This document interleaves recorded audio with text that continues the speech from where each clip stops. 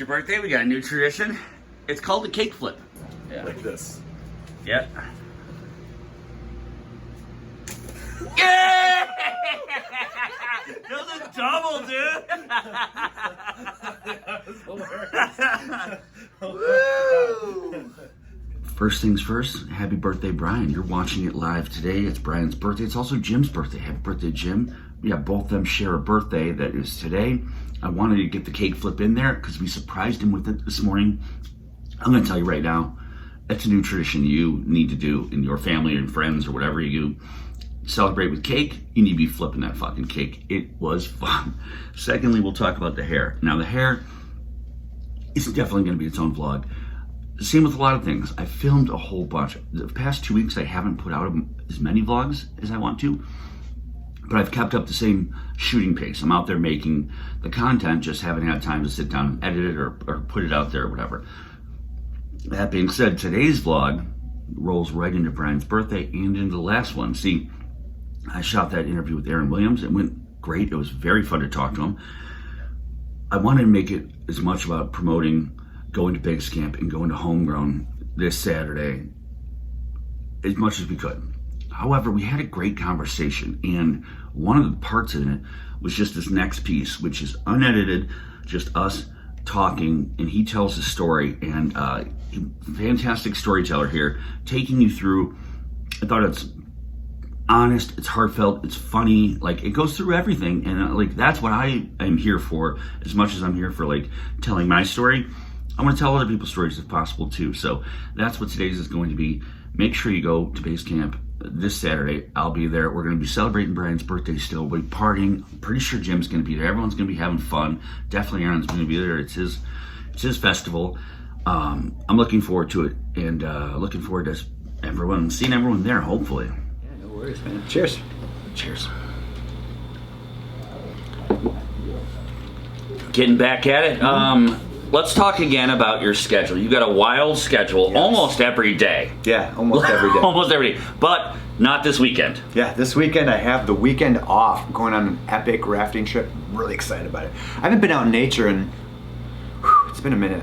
It's been like years, maybe 2 or 3 years. Oh, really? Yeah, since you've been out in nature. Yeah. I mean, I work out at Blackwell Forest Preserve here in DuPage County and multiple forest preserves. I've gone down to Starved Rock during the pandemic with my old man. But was it packed? Actually, I mean, there wasn't like a ghost town, but it wasn't packed. No. I went to Matheson during the pandemic to see the sunflower field or whatever. Oh, yeah. And it was 7 million people. I was like, okay, I don't even, because you're outside, so I didn't want to wear a mask. And I think we were kind of half open at that time. And I was like, there's too many people. I felt uncomfortable for the first time. I was like, there's too many people here. That everyone came, because there was no, you couldn't go to anywhere. There's no shows. There's no anything else. No sport. Everyone was like, says you're like mostly safe outside, so you want to do outside activities. And then you go outside and everyone's there. I'm like, I'm not using the bathroom here at all. We did go to Starved Rock, and it wasn't like a ghost town. I mean, there's people on the trail, but it wasn't packed. Not slam. Okay. No. We went to the restaurant right at the head of the trail, and we got a table, you know, and we got to eat a little lunch, and then we just hit the trail, and I think my dad and I walked the whole thing. That's awesome. To and fro. Yeah. It was a good time. So this weekend, though, your rafting trip. Yeah, so I was in a band in high school. Oh, I'm sorry, in college. This guy, Tom Bday, he was the drummer in my band Strangers in Dreams and Zen Feet. Strangers in Dreams? Yeah. That's an awesome name. Yeah. Like, that is like kind of a deep name. What was the other one? Zen Feet. Okay, F-E-A-T. That one's not as awesome. What is that? Where was the name coming from there? So Zen Feet was actually named out of a song. I had a song called Zen Feet. Okay. And then we renamed the song Skyline so we could have the band be Zen Feet. Okay. So that's kind of how that worked out. But Strangers in Dreams was literally, I had a dream when I was in college. When I first went to Columbia, and I was in the dorms at Columbia College. Like my first couple weeks I was there, I had this dream where I was playing the David Letterman show. Ooh, that's a hell of a dream. And I was playing with this girl. And a year later, I swear to God, it was the girl. Oh, come on. That lived in the dormitory. Her name was Meredith. Like clairvoyance somehow. And it really was like freaky because I was like, because she had kind of long, kind of curly, reddish, dyed hair, and she kind of the same face or whatever. And so I approached her about it. Yeah. Like we weren't like friends, but we had similar friends. We went to Sure. same parties. I knew of her. We knew of each other. Which is so it wasn't always like weird. But I approached her about the dream. Yeah. She was very intrigued by it. So I was like, "Do you actually sing?" She's like, "Well, not like professionally, but yeah, I love to sing." So we jammed, and we actually formed a band out of it. And I recorded a demo. I was interning at Rax Track Studios in Chicago. Okay. And I did like a demo acoustic thing with Josh Lopatin, who was also a student at Columbia College, who was also an intern there, or he was working at Rax Tracks then. And I just like distributed that demo all over the place. And Meredith and I kind of made that connection at that time. And then I started connecting with my friend Zach Lamont. And then I connected with Tom Bly, who was friends with Meredith, the girl. She's like, "Oh, I know a drummer / conga player." So she brought on Tom Bly, the guy from the rafting trip. Wild. And that's how that all happened. So in all that, we named the band Strangers and Dreams. That is the perfect name for that band based on what you just said. The dreams happened, and then you met strangers who you're in a band with through dreams. That's great. And I'm very disappointed we didn't play the David Letterman show, because I was really You were ready convinced it to? was going to happen. Yeah, because at that I was point, like, what? I mean, if you dream about someone and then it happens and you meet them, Yeah. you're like, Kinda like, we're definitely doing we're the David doing Letterman the David show. We're Letterman show. doing We're it. forming a band. We're fucking doing it. There's no way we're not playing David Yeah. Letterman at this point. That's wild. But now there's no David Letterman show, so that's over. And we're all, not in college anymore. Yeah, we're a little bit past that. But at the time, it was really fun. We toured. We actually recorded an album together. I'm playing one of the songs off the Strangers and Dreams Really? album at Homegrown. Oh, hell yeah. It's called Holds Me Down. I played it on The Bunker, which is a live stream from my pal Fletch, who does a live stream. He does it every Thursday. Okay. And I did that song for the first time in many years. Is it weird to go back to a song you haven't done in forever? I love to do it. And I do it, I may not be playing music for so long. Yeah. And I write so often that when I bring my new group of songs to the table and try to play those songs throughout the year, I always have a couple songs that I want to bring back from back in the day. And this year it just happened to be Holds Me Down. But in 2019, when I was doing shows, there was a song called One Turn Around. And it's just I've had such this longevity now that I can do it. It's fun. It's fun to bring back those old songs that people like. I think it's amazing. I think fans of bands love that. I got friends that are big Pearl Jam fans, love to hear a rare cut. Yeah. And Wilco fans, go nuts for something that's not, you know what I mean? Off the beaten path. But, there's that other part where I'm like, how do you remember the fucking I don't know the words to one song. Probably not even Chumbawamba. I don't know the words to one whole song. I don't know how you can remember the words to a song that long ago. Well, when you're passionate about something and it's your job, kind of. Yeah. And it's I went to college to be a musician. Yeah. And afterwards, I'm doing Homegrown to continue to be a musician at my age and doing stuff like that. And my whole life is playing music. So when you're kind of that involved, invested, obsessed, you just remember it because it's part of your soul. The songs, not all songs. I mean, I've written a lot of songs that I've forgotten, or even if I do remember them, I have no desire to play them ever again. Sure, but do you how much there's got to be some work that goes back, and you got to go I got to hear it again. I got to hear it a couple times. Maybe I don't know what I said here. I mean, I do have to touch up on it every once in a while, but I would guess in my career of the 1,000+ songs I've written, most of them are terrible. 1,000+? I've probably written over 1,000 That's songs. wild. I love that. That's wild. But I'm proud of a solid 100, 150 of them. Okay. Yeah. And it can't all be hits. And I've written 15 of them to 20 of them during the pandemic. Oh, wow. And those are the sonings I'm playing on my live streams. Super exciting for everyone to hear. You got to hear that. Yeah. I think most people who are artists and musicians or whatever had that opportunity and that freedom to be that prolific because a lot of us were stuck at home. A lot of us didn't get to do our jobs. Some artists have careers and the art is their side job, their hobby, but it actually does give them revenue, but it's more of a hobby. But that's not the case with me. I'm full throttle into it all. But again, we're touching on what we talked about where in the darkness, there was light. So I'm excited to hear these new songs now because that fact, that's when you're at your best. That's when it becomes something that people really like because it's more truthful to be honest about pain than it is to pretend to be happy. Pretending you're oh, everything's happy. You're is it? I mean, a lot of stuff sucks a lot of times, and it's okay that things suck. It's okay. Yeah. But when you talk about it, it becomes more powerful, I think, for a lot of people. People like to pretend everything's hunky-dory. Yeah. And, everything is hunky-dory. Life is beautiful. And, I enjoy, hanging out with friends and hanging out with family and doing my work and going out with my wife and doing all that stuff.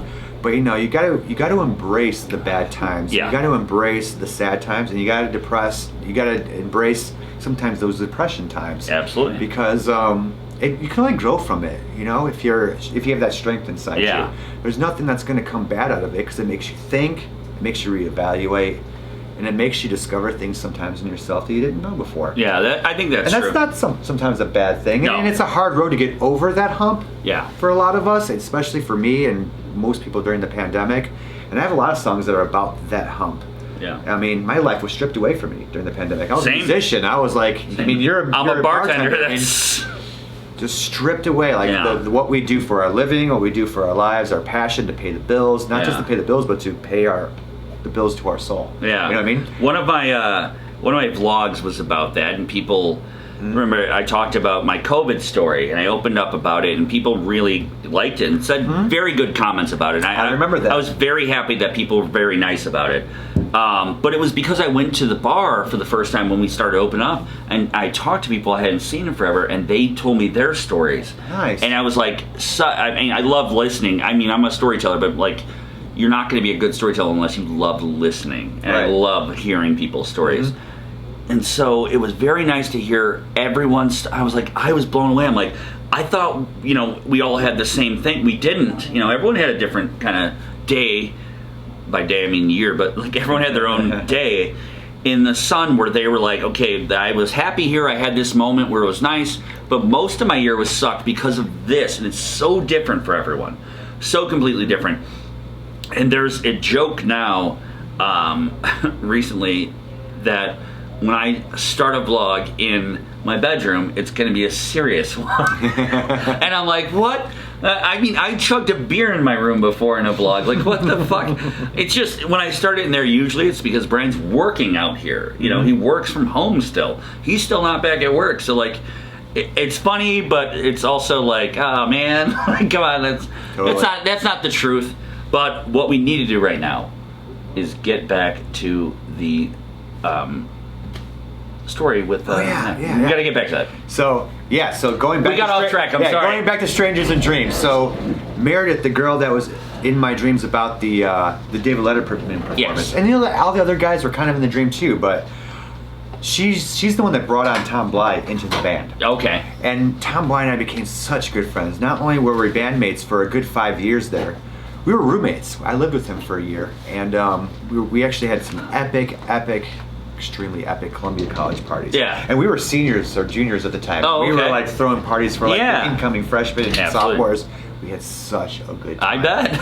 And we lived in our own place. We weren't in the dorms. We actually had a really slick condo that we lived in. That's when the fun happens, when you got your own place. Yeah, we had a lot of fun, man. We had a lot of great parties together, a lot of great memories. So when I was younger, just to backtrack a little bit before I met Tom Bly, my old man is like an adventurer. He loves to. He brought me to the Rocky Mountains. He's brought me to Glacier. He's brought me to the Virgin Islands scuba diving. He's brought me to Maui scuba diving. That is man after my soul. I love adventures. That's my dad's an adventurer. Yeah. And he put that inside me at a young age. And one of the first adventures we went on was this epic rafting trip to the Wolf River. And it's kind of like you drive up through Milwaukee. Which is in Wisconsin. It's in Wisconsin. Okay. You drive up through Milwaukee, kind of to Green Bay, and you cut into the upper center of Wisconsin. It's kind of like in the middle of nowhere. Yeah. There's an hour and a half there where you're driving through dead center of woods, no lights, to get to this wild inn. It's called the Wild Wolf Inn. Unfortunately, it's actually not called the Wild Wolf Inn anymore. It's called something so ridiculous, but it's the same place. Yeah. And I used to go on these rafting trips with my dad. I think we went 3, 4, maybe even 5 times when I was in grade school, junior high and high school. Mm-hmm. And when I went to college, I brought my band, Strangers and Dreams, on the same trip. Oh, that's amazing. And we brought our girlfriends. We brought some friends, actually. It's just some people who followed us around. They're like committed friends or fans. It was like a group of 15 of us or 20 of us, Fantastic. And we all stayed at the inn, and then we went down the river together. And it was such an impression on Tom that after we did that, he started his kind of own, don't know if it's on his own company or what he's done, but he does activism, canvassing door to door. And he kind of wrangles up his own little crew of people. And they're usually people who are teenagers, early 20s. And he's been doing this every year for 20 years now. And every year he's kind of like beginning to wrangle up everyone, to get everyone together and create this like bond of team. He brings them all rafting down the Wild Wolf River. That's wild. In inspiration of my dad to that little trip we went on with my band. The world becomes so small in such fun ways when you think about things like that. Like the epic stories, like what a time. And he's been doing it every single year for 20 years now. 20 years is a long time. Yeah. And so he recently texted me, and I don't really hear from Tom very often. He lives in Minneapolis now. And even though we do keep in touch, we're great friends. It's gonna be like not a skip his beat when I say it, you know what I mean? But I haven't seen him in absolutely years. I mean, 5, 6, 7, 8 years. I haven't seen his face. But you've been a couple times back. You've been back to do it a couple times? Oh, okay. So the last time I went on, over the 20 years, I've probably gone 3 or 4 times. That's awesome. And the last time was maybe 2013. Okay. So 8 years ago, you know, whatever. And so he sends me this package in the mail after he asked for my address out of the clear blue sky. And it has like this like tree bark carved, like wood carving and like painting on it saying "Come rafting." That's so cool. Yeah, and there's this letter saying, you know, this is the 20th annual. I want you to come. I want you to share the story with everybody. And not only is bringing my current team, because this current team is usually like 15, 20 people. Sure. But there's like 63 people coming because he's bringing back people from like back in the day, old people who love the rafting trip, who are great friends of his from the canvassing days. Yeah. And it's kind of like a reunion. The first time he's ever kind of done something like that. That's wild, because it's going to be people that are like in their 20s, and you're going to have people that are like mid-20s, a couple people that are 30s, a couple people that are 40s from the beginning. Right. So that's going to be wild. And we're all going to be together. Yeah. And I don't remember anybody particularly except Tom. You know, it's like I have no memory of like individual there. You had a fun day, a fun story, a fun trip. But it's like it's not like you met lifelong friends on the trips. You had a great experience. It was a great experience, and it was kind of over. But we're gonna have so much. It's this weekend, so I'm going Friday night. Oh, that's awesome. I'm driving up Friday. We're rafting all day Saturday and we're into Sunday, and then we'll play from there. I mean, it's gonna be a great time, and I'm really excited about it because not only is it stimulated by my family, by my dad. Yeah. And not only was it also a part of like my personal history with the band, it just that triggered all of that 20 years of a history for him and all those people. Is really inspiring and so cool, and I'm like really humble and just really excited about sharing my story with them. We're gonna play some old Zen Feet and Strangers and Dream songs around the campfire. Love that. That's so fun. For the hell of it. It's one of those things where like this all started, you know, this is a massive thing now. 60 fucking people are coming. Over 20 years it's happened. And it all started because your dad's like, hey, let's go on an adventure. Trip. That's fucking fun, dude. I love that idea. I know. Like that's what life is about, is like going on an adventure, finding your little path and taking a chance. Yeah. Which is what Homegrown is in general. Yeah. Like take a chance, see someone you've never seen play before, hear their music, and maybe you'll fucking fall in love with them. That's probably why I have the spirit to do stuff like that. Oh, I'm sure, if you think about it. Yeah. Because I like taking risks. Yeah. I always tell this to someone, I don't think this is a plagiarism. I'm going to give credit. This is a song by Chris Stapleton. It's a new song called Starting Over. Okay. And I was talking about this with somebody recently, and it kind of conveys exactly what we're starting. The first lyric is, he's talking about success and taking risks. Well, it might not be an easy time. There's rivers to cross and hills to climb. But sometimes we might fall apart. Some days may be cold and dark. But one day we'll look back and smile and know that it was worth every mile. And the hard road, I missed the lyric. One lyric that's really cool is, the hard road is the one worth choosing. Yeah. And you know what? Because everyone like is scared about taking the hard risk. Everyone has a lot of money, or maybe there's a person they love or a family that they risk to take chances. Sometimes you risk yourself to take chances. And I think the people who really live life to the fullest put it all on the line. I completely agree.